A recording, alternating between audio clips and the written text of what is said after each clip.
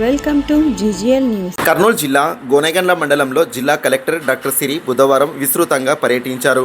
పలు అభివృద్ధి కార్యక్రమాలను పరిశీలిస్తూ ప్రభుత్వ పథకాలు అమలుపై అధికారులకు కీలక సూచనలు చేశారు.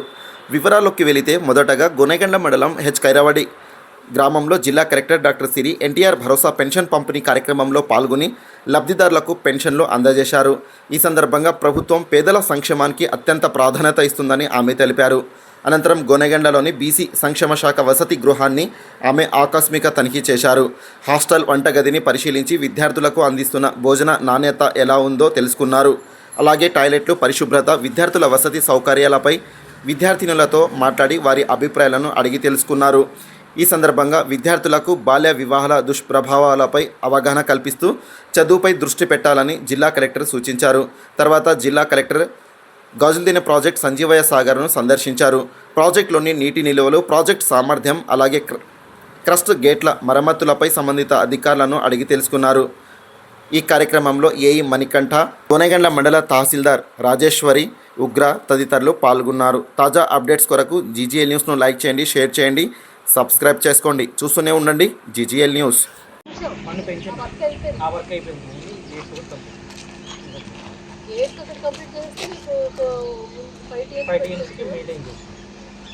కారం పెడుతున్నారా లేదా, ఎగ్ ఎన్నిసార్లు ఇస్తున్నారు, చిక్కీ ఇస్తున్నారా లేదా, సో క్వాలిటీ ఎలా ఉంటుంది, అన్నం అది ఉడుకుతుందా లేదా, కర్రీస్ అవి ఎలా ఉంది, టేస్ట్ పప్పు కానీ అని చెప్పి అడిగాను. అంత సాటిస్ఫైడ్ అని చెప్పారు. మెయిన్గా ఇక్కడ టాయిలెట్స్ కూడా అసలు ఎన్ని ఉన్నాయి, సరిపోతున్నాయా లేదా ఇవి కూడా అడిగాము. వాటర్ వస్తుందా లేదా, టాయిలెట్స్లో వాడడానికి బాగున్నాయా లేదా అని అడిగాము.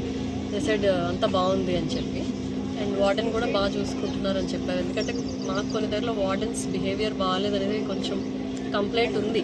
సో ఇక్కడని కాదు, మామూలుగా జనరల్గా. సో అందుకని ఇక్కడ ఫస్ట్ అది కూడా అడిగితే అంతా కూడా బాగానే ఉంది అని చెప్పారు. బాగా చదువుకుంటాము చెప్పారు. క్లాస్ పిల్లలు కూడా మ్యారేజెస్ చేసుకోము అని ఎప్పుడు ధైర్యంగా ఉండాలి. యాడో ఎన్ని సమస్యలు వచ్చింది ఖచ్చితంగా మన కాళ్ళ మీద మనం నిలబడాలి.